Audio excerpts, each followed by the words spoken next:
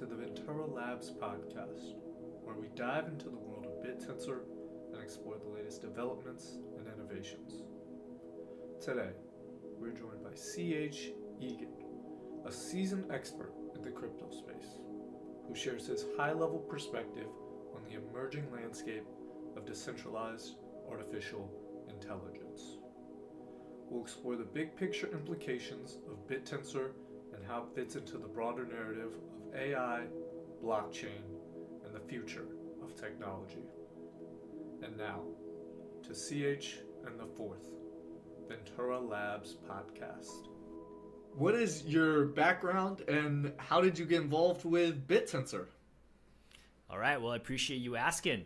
I actually have a pretty funny background. I've been in crypto for like 7 years now. But, you know, for me, I am kind of a third culture kid. So I grew up overseas. Mostly I'm Taiwanese American, but born and raised in Taiwan. Lived in Beijing, Abu Dhabi, and then eventually ended up in California for university. But I only lived in the US for 4 years, even though I'm American. But pretty much most of my life was spent overseas. And so I got that kind of, international perspective, so to speak. And been in crypto for, like I said, 7 years. But before crypto, I was actually in the gold business, in commodities.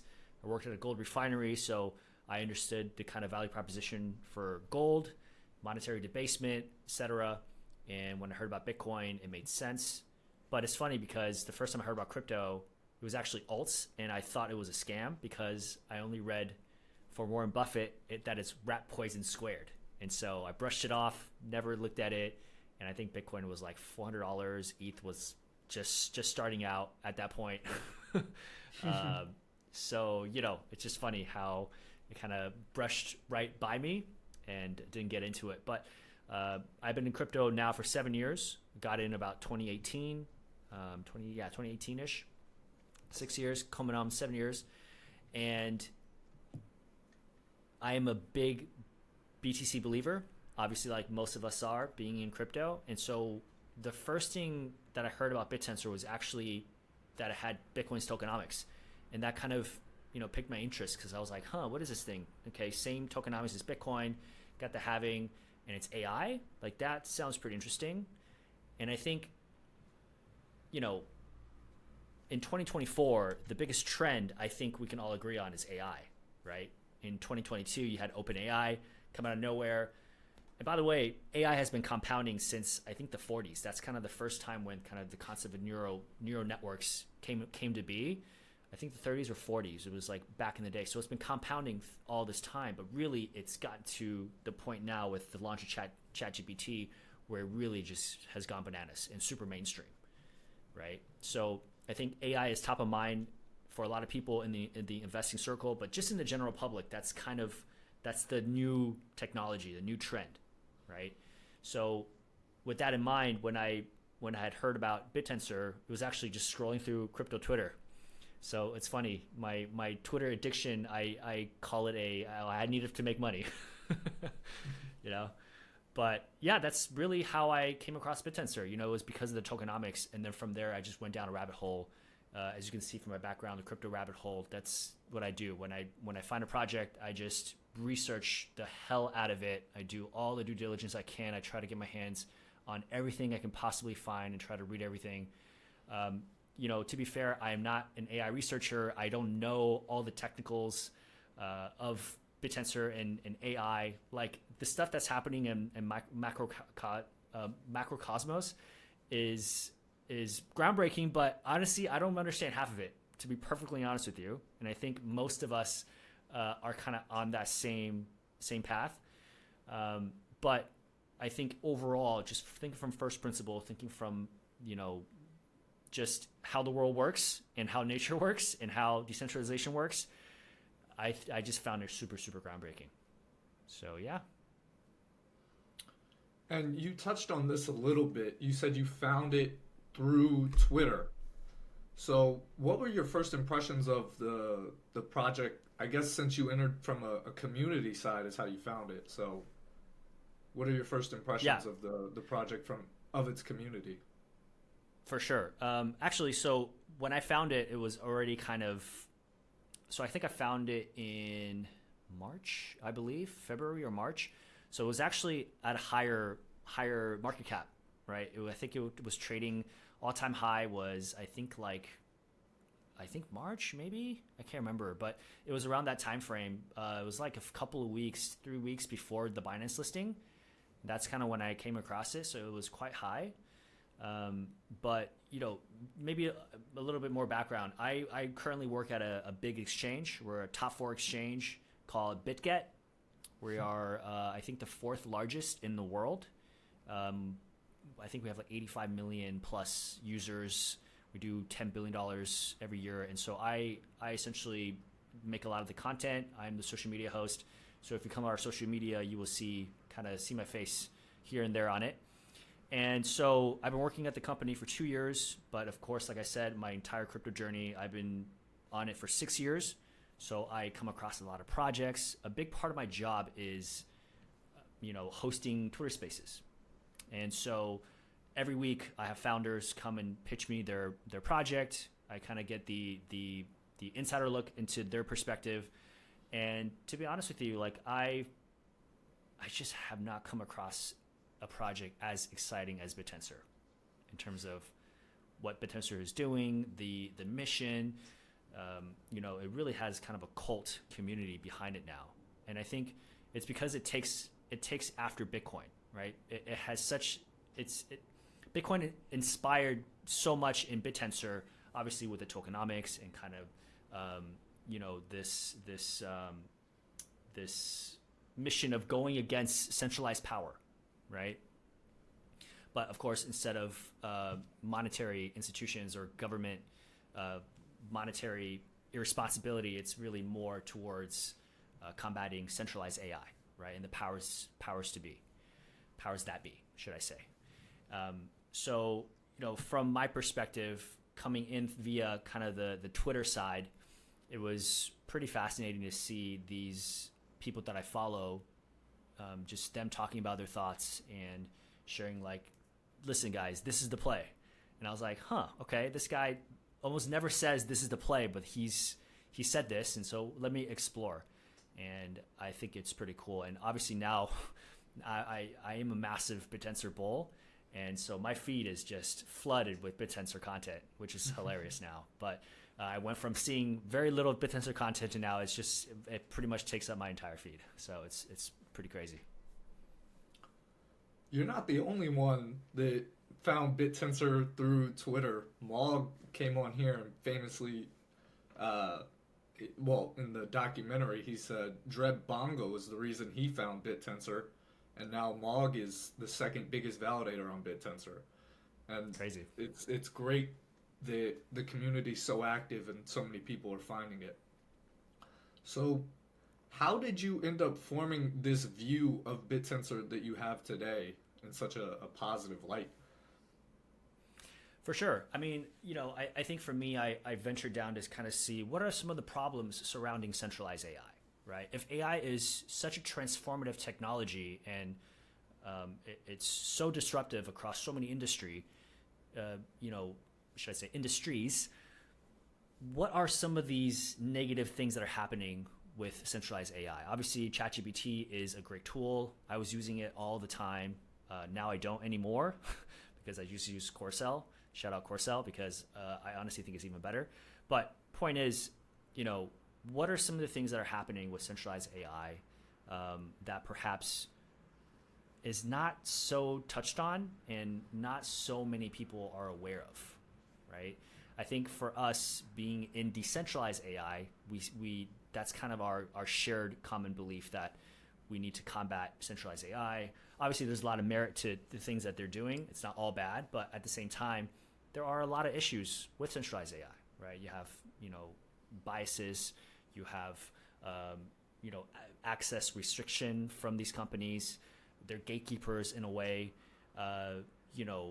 Essentially, they are still taking your data and doing what they want with it, right?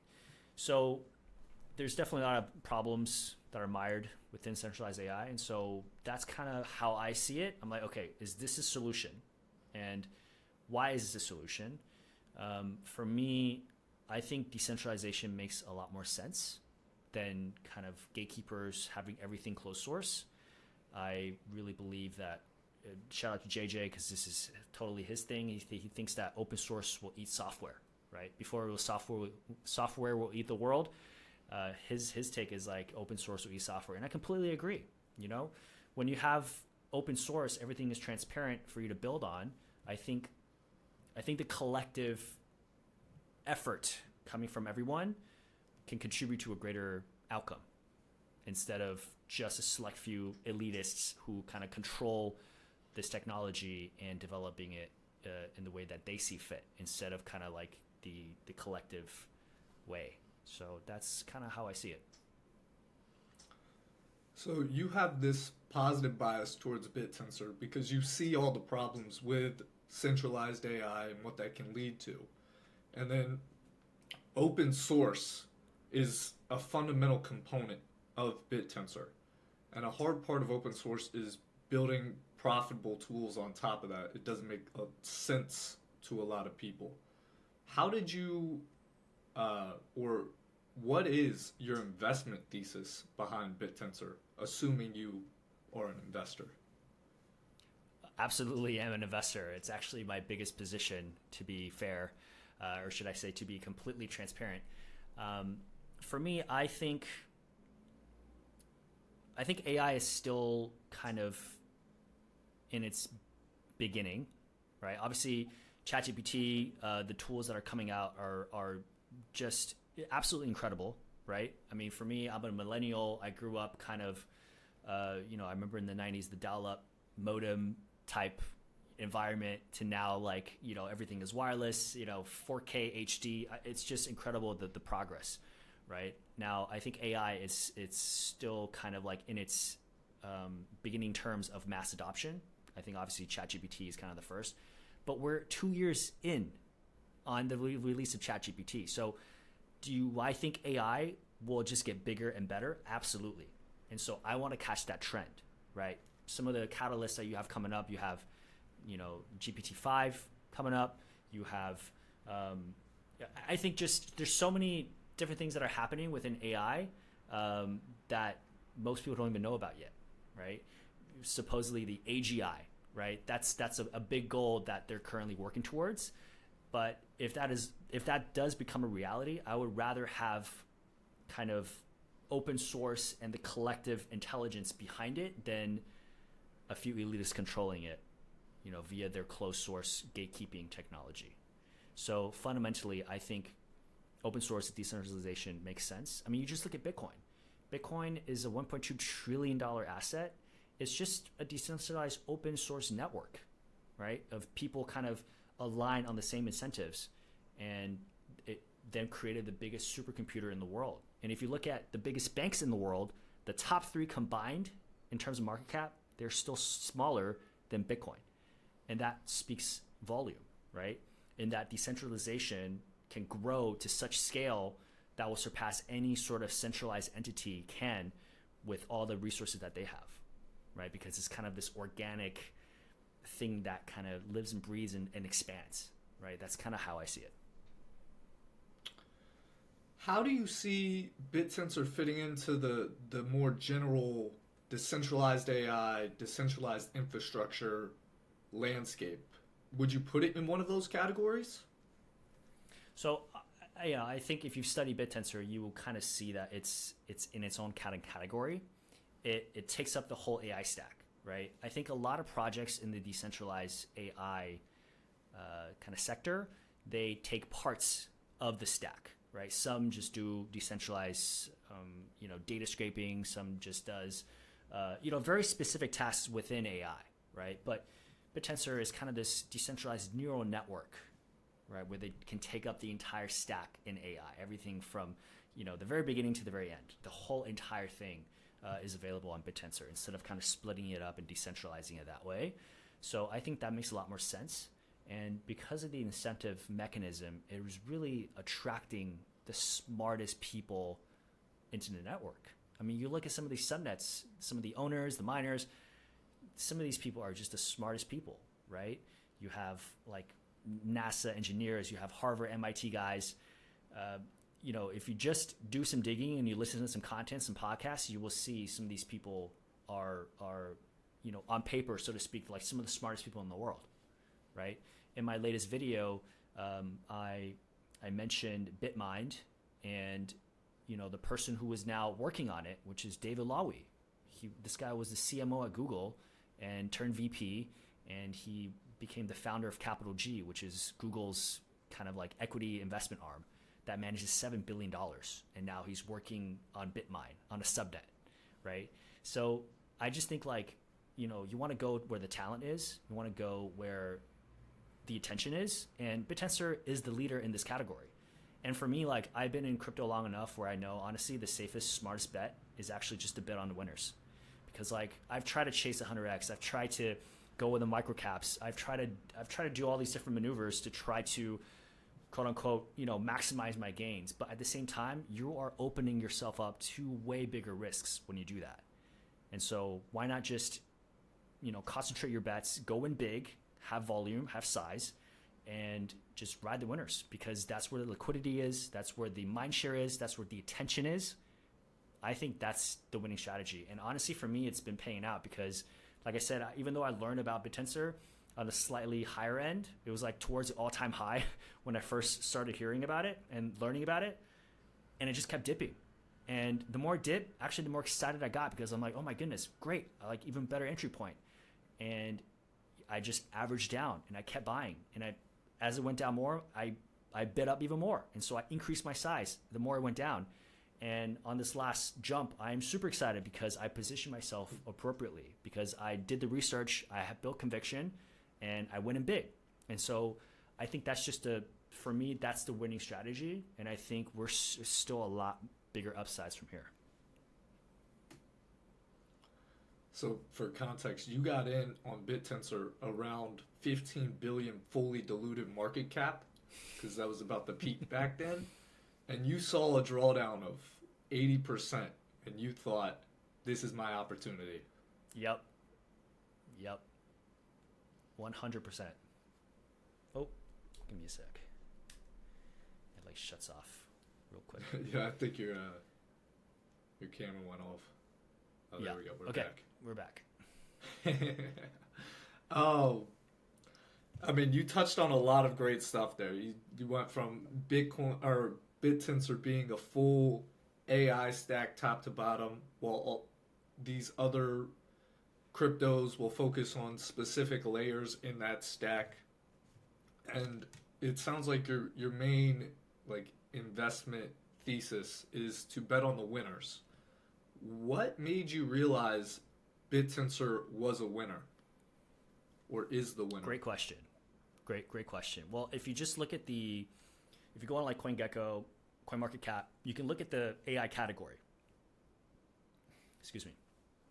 And within those categories, you will see the leaders in that category. And so Bittensor has always been, or at least from when I started researching, has been in the top 3 to 4, right? So just that alone can tell you, okay, it's winning the race.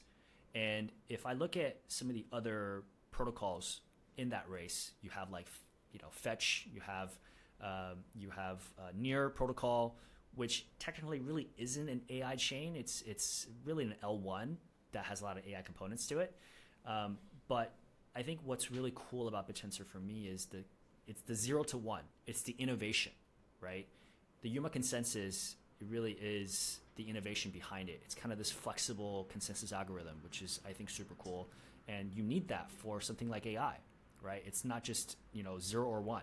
Obviously, in a lot of subnets that is the case, but how do you judge an AI picture, right? There's so many nuances and complexity to AI, and so once I studied Bittensor and I saw that it's this decentralized brain. Really, think of it as just a neural internet, right? A neural brain, and that made a lot of sense to me. And I think just the incentive mechanism, how competition is at the very heart of Bittensor. I think that is the coolest part, is because when you incentivize the right people doing the right things, the outcome from competition is what you want, because it's kind of like, hey, if you have what it takes, you will win, and the winners keep winning. And I think that is the the ultimate kind of capitalistic mindset behind this kind of successful model. You But have one yeah, of I the mean, best you have one of the best intro videos to Bittensor for people that don't know what Bittensor is. What would you say is the most important thing to focus on when you're new? What's the most important thing to learn about Bittensor? for sure. I think okay, so I think if you don't know anything about crypto, getting into Bittensor is going to be a slightly hard to comprehend. Obviously, you need to learn about Bitcoin first. For me, the reason why I clicked so quickly is because I understood Bitcoin, right? Bitcoin is the 0 to 1 for crypto, whereas once you understand what makes Bitcoin scarce, what makes the network thrive, you have the network effects. All these different components add up to why I believe in Bittensor, right? So I think for any newbies, you have to have a basic understanding of Bitcoin and its tokenomics. What problems does it purport to solve, right? Why is Bitcoin now the biggest supercomputer in the world, right? There's a reason for that, and I honestly believe Bittensor is on the same trajectory, and just on the tokenomics itself, of course, being fair launched, no real VC backing. All the VCs, there are VCs by the way, but they went and bought in the open market. That is the difference here. Some of the biggest VCs in the world all hold Tau. I think Pantera holds Tau. Obviously, we know the DCG, Barry Silbert holds Tau. He's the biggest whale in Bittensor, actually. So when you have winners also backing you, that is very, very important, right? You want to go to a high liquidity coin where you can come in and out. You can be safeguarded. That's just kind of my 2 cents. But I think if you're completely new, just look at the problems with centralized AI. Learn about OpenAI and all its controversies. Look at what they're doing, right? If you really believe that AI is the most transformative technology, and you want to bet on that, sometimes it's actually hard to bet on centralized entities. Like, how do you invest in OpenAI? How do you invest in Anthropic? These are all private companies, right? Are you just going to go and invest in NVIDIA at $3 trillion? I don't know if it's 3 trillion. I don't think it's 3 trillion anymore, but I mean, what kind of returns are you looking at, right? Like, when is that bubble going to pop? If it will pop, I don't know. But at the same time, the risk to reward, it's not great, right? And so for me, I'm always looking at like, okay, if I put $1 in, how long can I get 2 back, and what am I looking at 10 years down the road? I think with Bittensor, if you have a decade outlook, it's hard to lose. Obviously, there's always going to be risks. I'm slightly on the moon boy side of Bittensor, but there are always risks, and there are plenty, right? That's the thing about these new emerging technologies, is that it's all an experiment, man. Bittensor is also an experiment, right? You have the implementation of like DTAO. I don't know if folks listening here have some understanding of Bittensor, but you have dynamic Tau coming up. That in itself is a whole experiment. That's very complex, right? There could be a risk that it doesn't get implemented properly, or it kind of compounds to a state where there are things, unforeseen risks that arise from that we can't know until we run through it, right? So there are always risks. And I think as an investor, someone who actively is learning about this, I'm still learning about it. Every day I'm just hungry for more information, right? I'm just always trying to get an edge. I'm always trying to see what's out there, if there's any kind of red flags that are showing up, because maybe there will be, But at the end of the day, personally, I think, like, in terms of what I see in the market, Bittensor for me is the right bet. And I think I'm a super long-term kind of holder. I'm a guy who just buys and stakes and forgets about it. And I just keep averaging. Like, anytime I see a big dip, I get excited because I buy it. And that's how I operate. So I think for any newbies, also, like, if you're getting into an investment game, you have to think long-term to really win. Because if you don't, then it's really just gambling. It's just no difference, So think long-term and understand the power of compounding and buying the fear. That's what I have to say. You said you have a decade outlook for the future of Bittensor. So how do you see Bittensor evolving throughout that time period? And also, what would you say are the biggest risks to Bittensor and its success? Yeah, good question. I so there's a paper from EV3 actually that says they believe that within 18 months there should be a killer app that will arise from Bittensor. Because if you just think about the incentive structure that Bittensor has, right? You are incentivizing miners to provide the best output in any sort of AI problem, right? So that in itself over time also compounds. And, you know, I think the most valuable part of Bittensor is obviously the kind of outputs it can produce, the super commodities, so to speak. And so all it takes is for these super commodities to be produced, and then from some for some genius entrepreneur to go, oh my goodness, wow, look at this thing. I can implement this because it's open source. I can implement this and then scale it and maybe sell it and make it into some sort of super app or super whatever, right? Whatever product that can arise from the output that are generated from within the Bittensor ecosystem, I think is something that we can't even fathom yet. We can't even imagine, because that's the thing about AI, right? The thing is the technology is happening so quickly and advancing so quickly that the human brain sometimes cannot comprehend the kind of compounding that can go from there. So honestly, in 10 years time, I will be the first one to tell you I have no clue what Bittensor or AI is going to look like, for that matter. I think nobody can give you an accurate assessment, you know, because just look back to, like, you know, movies from the 80s. It's funny because, like, movies from the 80s, they will predict, you know, a time in the future, and it's like 2024, and you have, you know, flying cars and all these weird things that are happening, which completely is not reality now that we're in 2024, right? So I think there's no point in trying to predict the future or the outcome. All you can do is just look at currently what's going on in the markets, what's going on in the latest technology, what are some of the latest benchmarks. You know, you just have to keep yourself educated and look at what's happening, and then just keep iterating and trying to see if you're on the right path. That's really all you can do. But in terms of thinking from an investor, I think you want to invest in a network where, you know, the incentives and the competition should create the kind of outcome that you're looking for. And I think that's what Bittensor is aiming to do. Do you see any risks, or as an investor, what would be a point that you'd be like, okay, now it's time to exit? Would there be any signals or things in the market you'd look for those, or do you have no plans of ever exiting, and this is like Michael Saylor, buy and hold forever?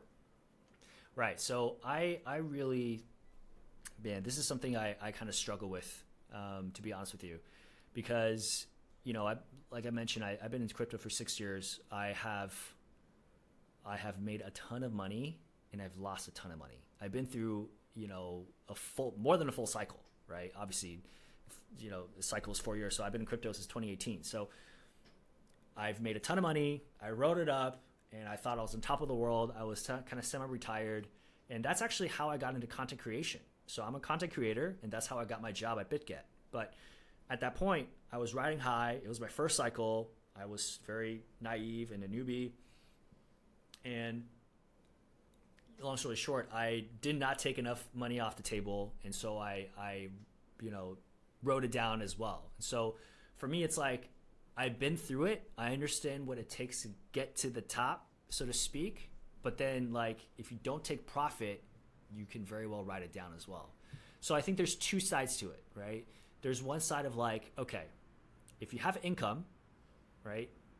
If you can continue to increase your income, then you can hold it for a decade. And anytime you see a massive dip, you just keep buying, right? That's kind of the Raoul Paul, Michael Saylor playbook, right?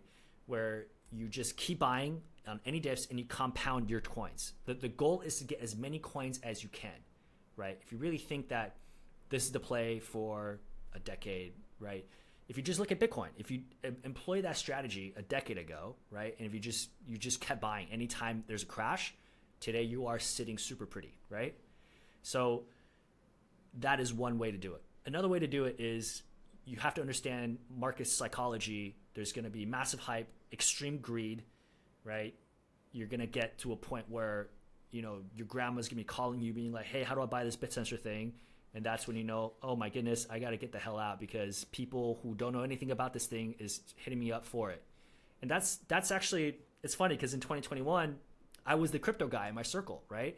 And so when we were topping, I became the most popular guy in the world, man. People hitting me up, "Hey man, like, what's going on with crypto? Can you tell me more?" And then, that is not the time to buy, right?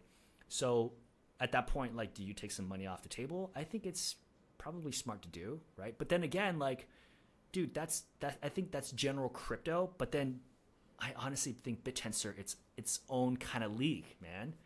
The more research I do, the more potential I see, and it's like I think it'll be a top 3 coin. And so if it's a top 3 coin, that's like buying Bitcoin at $200 to $500, right? Do you try to sell at 8K or 10K when you know it's going to 60, 100? I don't know, So I think that depends on your risk appetite, that depends on your timeline, and that also depends on your income. If you have consistent income where you're gradually increasing your income, then it's okay to sit out for a decade. But if you're going to be living off your coins, obviously it's smart for you to take some money off the table and kind of live your life and build something of your own, right? So again, I think there's no one answer fits all. You just have to see where you're at. You touched on a point I feel like a lot of people can relate to, and that is round tripping their bags. This is a very common phenomenon within crypto. But you said Bittensor is in a class of its own. It's a different thing. You said it can be a top 3 crypto potentially. And I assume you say this because of the potential it has in its real world type of use cases. So what are some use cases for Bittensor that you think will have a big impact? Well, I mean, let's look at some of the subnets that are happening, right? I mean, okay, actually, let's take it back. I think the implementation of subnets only came about in the past year, right? We went from one subnet to now 52 within a year, and some of the things that are happening is just insane, right? Macrocosmos, some of the things that are happening, they have 5 subnets, and from my understanding is they are absolutely killing it, right? You have BitMind, the accuracy of detecting deepfakes. I just saw Ken and Mark Jeffries' podcast, by the way, shout out, great pod. I saw that Ken said the accuracy is now like 94%, which from my reading, I think just a couple of weeks ago when I first read about BitMind, their accuracy was 88%, which is already like world class. And now they've even upped it even more to 94%. And my point is like, that's what happens when you make the right incentives. That's what happens when you have competition and where you reward the winners for the work that they do, right? And so that's happening for the entire Bittensor ecosystem. It's just competition. It's a game that gets set up with various use cases. And so I have no idea what's going to happen coming up, but all I know is that the mechanisms are right. That's how you create insane outputs, and these things compound. I mean, technology compounds exponentially. And so the things that are happening in Bittensor, I honestly think in a year's time will look completely different than what it looks like now, because that's just the power of compounding. You just can't even fathom the kind of growth we're going to have. So I'm placing my bets there. For me, it just makes sense. You talked about Macrocosmos and BitMind specifically. BitMind is AI image generation detection currently, but they'll be transitioning to where they can detect any type of AI generated content. What are some specific use cases for BitMind and their ability to classify if an image or piece of content is generated by AI or not? That has huge implications. Let me share with you what's happening in South Korea. For me, I'm based in Taiwan. I see a lot of stuff in Asia. In Korea, South Korea, there is a massive deepfake pornography issue, and it's around kids. It's like kids in middle school and high school, right? These kids take photos of themselves, they post it online, and then there will be Telegram groups that are set up, which are then a lot of people feed these photos of these girls or boys maybe, but I think mostly girls. They would feed it into Telegram, and then people would just take it and then defake it. And then, these girls who are in middle school or high school, they start seeing photos of them circulating, obviously fake, but it's their face on a naked body. Do you understand how traumatizing that is for a developing lady in her teens? It's detrimental, right? It's a massive, massive problem. I think it's prevalent in hundreds of schools in South Korea. And so that is a massive issue. And the South Korean government just recently announced they're investing $6.5 million into deepfake combating technology, right? But at the same time, it's like, what are the incentives for that? How do you then, incentivize companies to keep refining the models to combat this issue, right? Because if you think from a centralized entity perspective, how do you really make money from detecting deepfakes? Like, what's the incentive there, right? But if you have something like a decentralized network where you're incentivizing miners to do it and they're getting rewarded in this token, that's a continuous loop, a positive flywheel of trying to up your game, right? And that's what you're seeing with Bitmine. And that's just one category, man. I mean, you look at any scams that are going on in the world. You have romance scams. You have, I think, a company in Hong Kong was just scammed out of $25 million because an employee thought his boss was asking to withdraw money and then ended up wiring the money. But of course, it was a deepfake, right? So these problems are prevalent. I mean, there are billions of dollars that gets lost in scams every year, and a lot of it is because of deepfake, right? So if you have an entity where you can incentivize people from all over the world to contribute their resources into solving this problem, that's massive. And that's happening in real time as we see. You touched on the South Korean government. Well, first of all, that's a terrible problem with the deep fakes that you highlighted that Bitmine can help solve and mitigate. But you touched on the South Korean government spending $6 million. They're a big player. That's a big player. That's a nation's government that could potentially utilize tools built on Bittensor. What are some other big players that you see could benefit from getting involved, or you think are getting involved? This is kind of speculative here, but how do you see big players utilizing Bittensor in the future or currently? Well, I mean, the thing about Bittensor is that it's producing so many different, what we call super commodities, right? There's so much that's going on. There's so many different use cases. Once these commodities gets produced, then it's really, because it's open source, anybody can build upon that, right? And the thing about Elon, right? He is open sourcing Grok, and so I think from that, the beauty about Bittensor is that it's a black hole, right? It can swallow everything that is open source, and so once Grok AI really becomes open source and it's completely out in the open and public and for anyone to use, I will bet money right now with you that Bittensor miners will be the first one to use those data and essentially produce some sort of output that is going to come from that, right?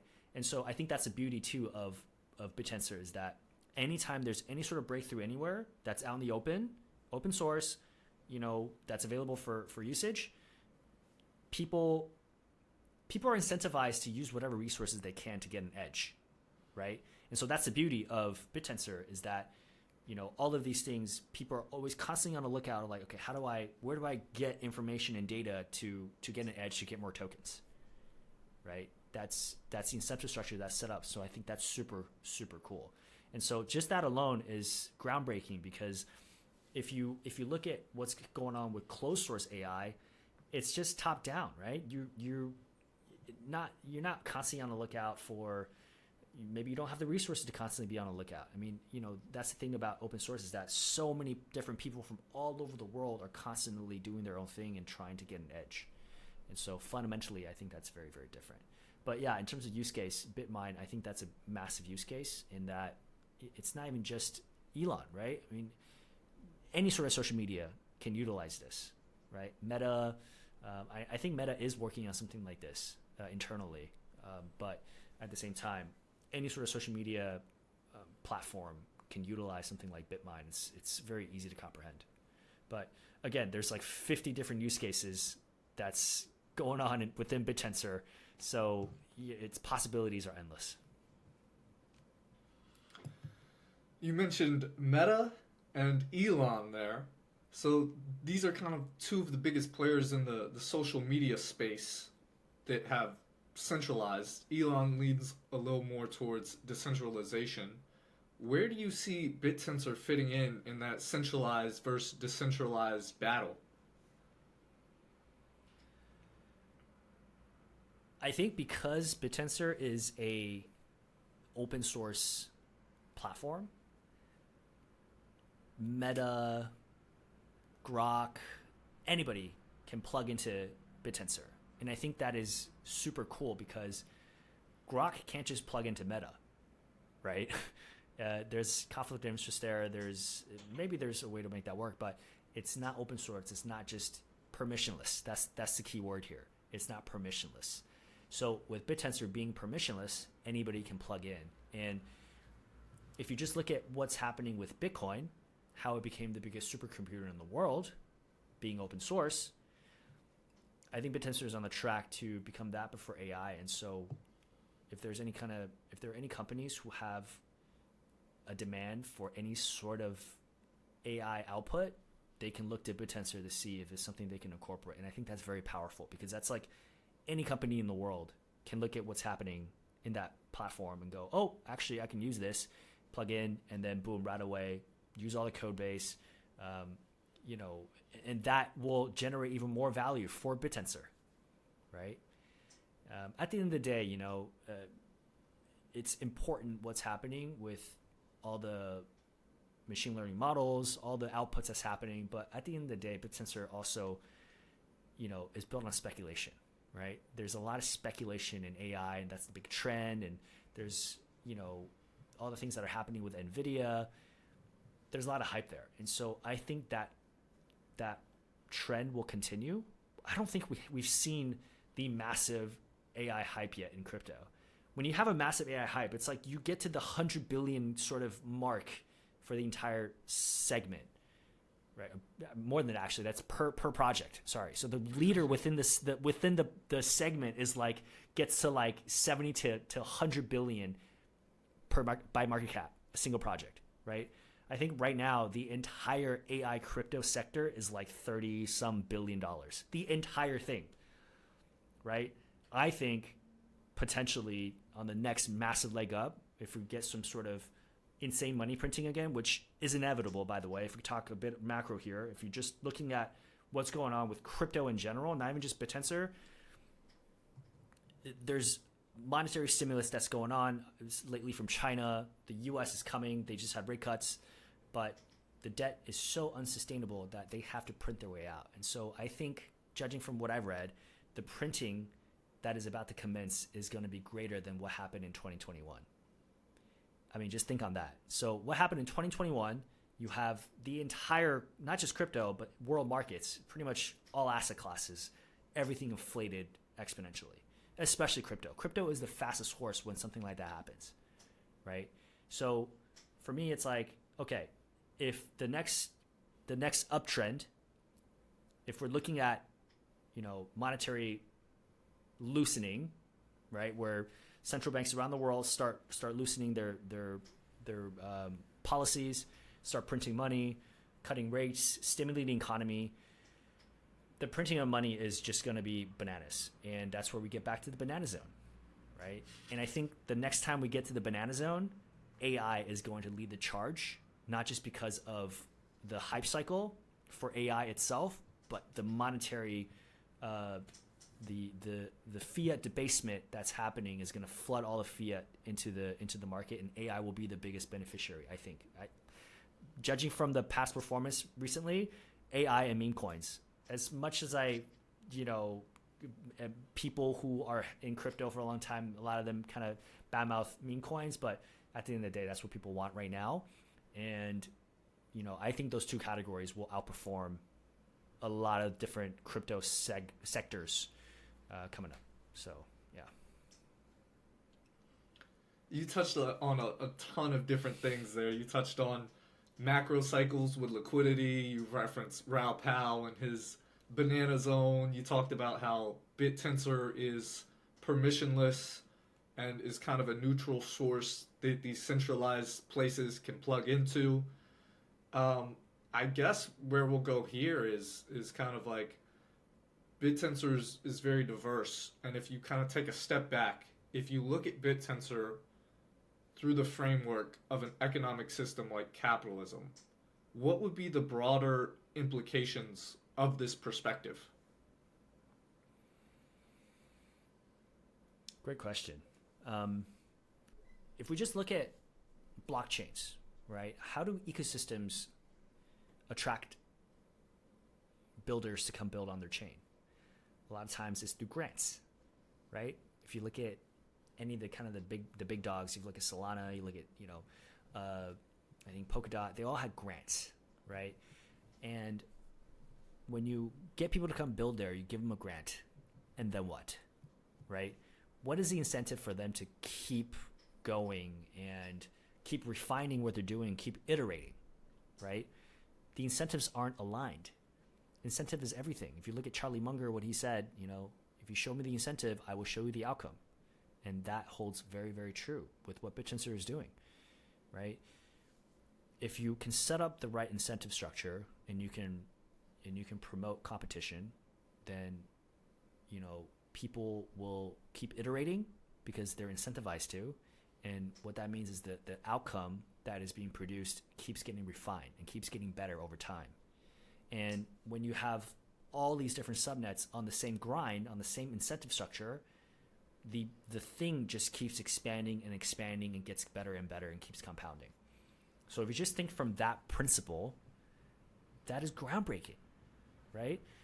But if you look at the conventional capitalistic system that is currently being utilized by these kind of more traditional, not just Web 2 companies, but even crypto companies, right?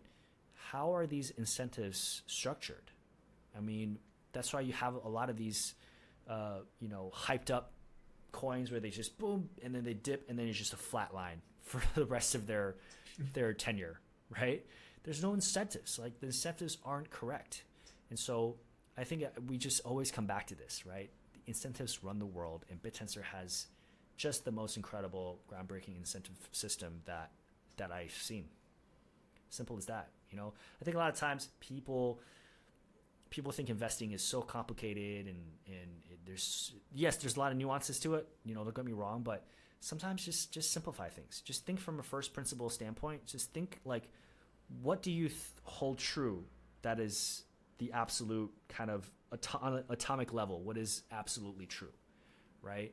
And I think if you just look at nature, for example, right? How does nature govern itself? You look at like slime mold.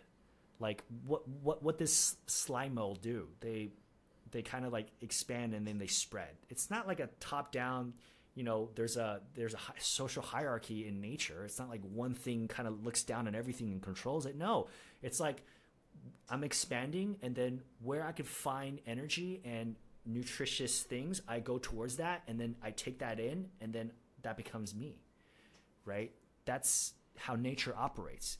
And so Bittensor operates in a very similar way, right? It has these different subnets, it attracts people from all over the world to contribute their resources into building this collective thing that is Bittensor. And it's ever expanding, ever evolving, ever iterating. That in itself is profound. And I think that is the way I see it. And this is why I believe Bittensor will keep growing. And it's a flexible system, right? And it's not static. And I think that's the key here. And so fundamentally, capitalism is now kind of being turned on its head.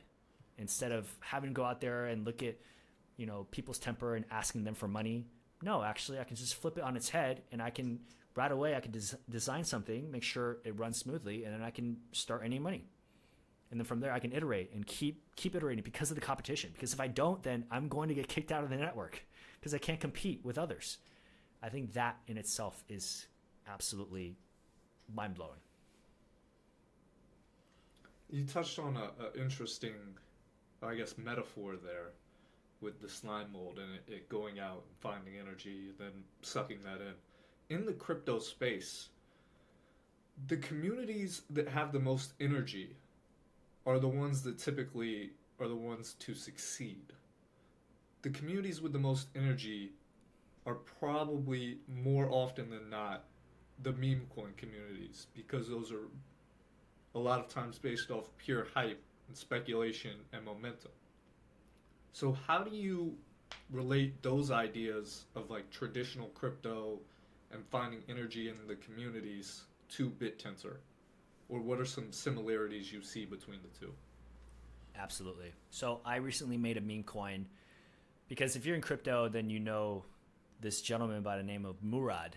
He's gone viral, right? Talking about meme coins and why he thinks meme coin is the best.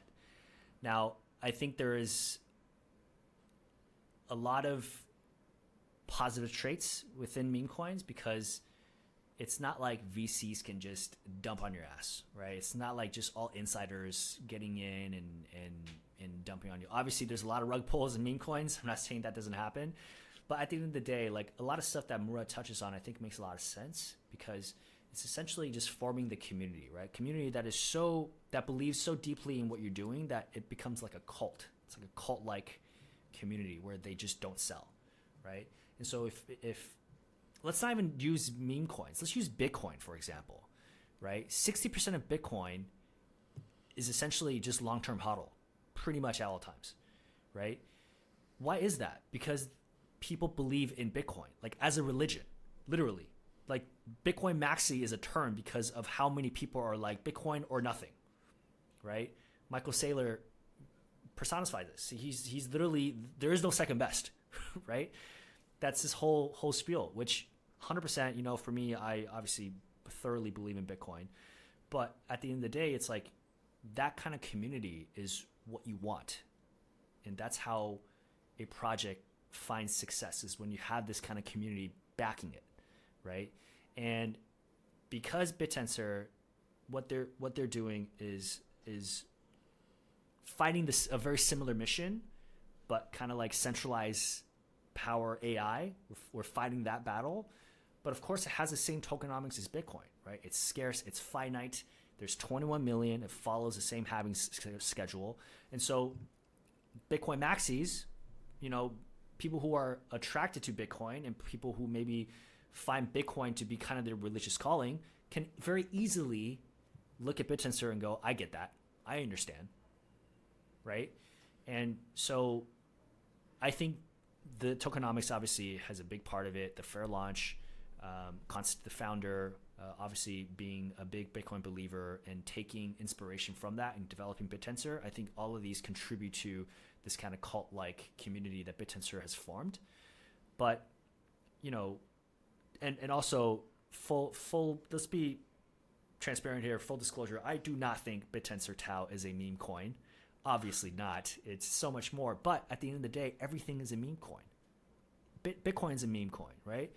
Everything can be a meme. It's not a bad thing, but I obviously understand Bittensor is not your empty, purely speculative, dog themed type of shitcoin, right? It's so much more than that. But at the end of the day, AI is a meme. If you just go out on the streets and you pull a random person, if you ask them, what do you think is the newest, coolest technology? That person will probably say AI. But then you'd be like, okay, well, can you explain what AI is? They'd be like, no, I can't give you the intricacies of it. But they know AI is that kind of groundbreaking technology. And so if that's the mind share for the general mass, public, right? The AI meme is actually very, very important because that's what resonates. that's, when the next kind of herd of people come in, if they're going to put their money on something, maybe AI is their top choice. And then if you're investing in AI, especially AI crypto, what are you going to buy? Probably Bittensor, because it's the leader, it's the winner, right?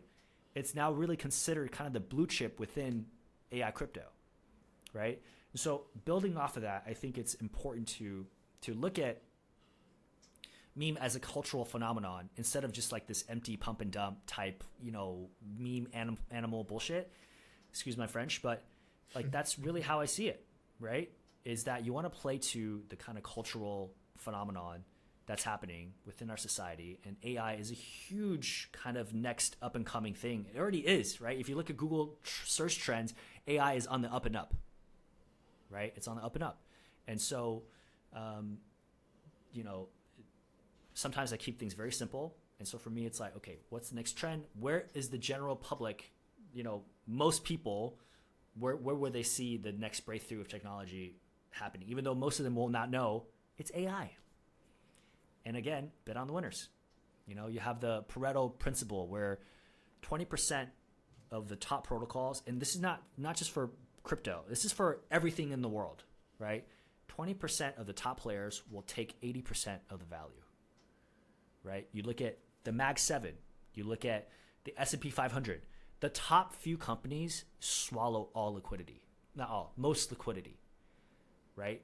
You look at crypto. Bitcoin, ETH takes up how much of the entire crypto market, right? The top 10 cryptocurrencies take up more than 80% of the entire crypto liquidity. And so if you look at AI, right, the crypto AI, where is Bittensor? It's in the top 3. So judging just from that principle, if you look over time, it's already happening. It already takes up the majority of the crypto AI liquidity. And I think that trend will continue. Again, you touched on a ton of different points there. I think the main takeaway would be the AI has the mind share of people, and that's the meme-like aspect of Bittensor. Because Bittensor is a substantive protocol, and there is real technologies and use cases being built with it and on it. So distilling the essence of Bittensor down to the general public that has this view of AI being the next greatest thing, but not knowing exactly how AI works. Where would you say the normies should focus or direct their attention? I think if you're a normie and you have no idea what you're doing, I say just put $100, $200 into Bittensor, and then read everything you can about it. If you're completely new, honestly, I would even say maybe don't even get into Bittensor. Just buy your first $100 in Bitcoin, because once you have a stake, then you have skin in the game, which then will give you drive to want to learn more. There is no shortcut to winning this game. You need to put in the work. You need to dedicate hours and hours every single day reading about this industry, because that's how we get an edge. Because there are people like us who spend hours a day reading, knowing exactly what we're getting ourselves into, versus a person who's just like, it's like throwing a dart on the board, right? Oh, I'm going to put money here and there. And most of the time that person will lose, right? So I would say if you are completely new, you don't know what you're talking about, like you don't know anything about crypto, honestly, forget everything else. Just buy your first $100 in Bitcoin. Like study Bitcoin, learn Bitcoin. Once you understand Bitcoin, then you can move on to the next level, right? You become more advanced. And like we've talked on this pod already, Bittensor takes so many, so much inspiration from Bitcoin that once you understand Bitcoin, understanding Bittensor makes it a lot easier, right? Bitcoin is still the biggest supercomputer in the world. This year is really the adoption of institutions with the ETFs. You have the first country in El Salvador adopting it. Why are these super smart people and legitimate players all adopting Bitcoin? There's got to be a reason, right? So if you're a normie and you don't understand these things, then it's kind of hard to wrap your head around a decentralized AI neural network that has Bitcoin-like tokenomics. It's very hard to understand that. But if you understand Bitcoin, then you can comprehend it. That's beautiful. You're saying Bitcoin should be the starting point because the founders of Bittensor, that was their starting point. Bitcoin is what kind of inspired this whole blockchain sector to arise. And honestly, you said it beautifully there. I think we'll wrap it up with this then, and this kind of goes with what you just said there. What advice would you offer to the newcomers looking to get involved with Bittensor? Yeah, I think again, just if you really are serious about getting in this industry, you just have to put in the time. You know, because Bittensor and Bitcoin are multidisciplinary, so it's like you, no matter what kind of angle that you're interested in, there's always, an in for you, right? Take Bitcoin for example. You can look at it from a philosophical angle, right? You can look at it from a financial angle. You can look at it from a political angle. There's so many different angles to look at Bitcoin and Bittensor. I would say, as a normie, or for anybody really, even if you're super advanced in crypto, I would say identify what really interests you, and then from there you can maybe fall down a rabbit hole that will give you a lot more drive to want to learn more about it, right? I think if you're sticking your head in and you're finding material that's very dry for you, maybe it's not dry for me, but maybe it's very dry for you, then no matter what you do, it's going to be hard for you to get into it, right? So I would say for anybody who's trying to get into the space, if you're serious about it, then you have to understand you need to put in the work.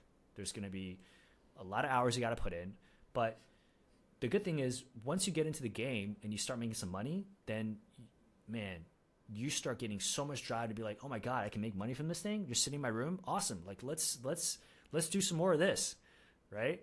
And you generate this kind of positive flywheel for yourself of like, okay, where do I find the next information? How do I get an edge? How do I meet people who are on a similar kind of trajectory, similar interests, and how do we then group together?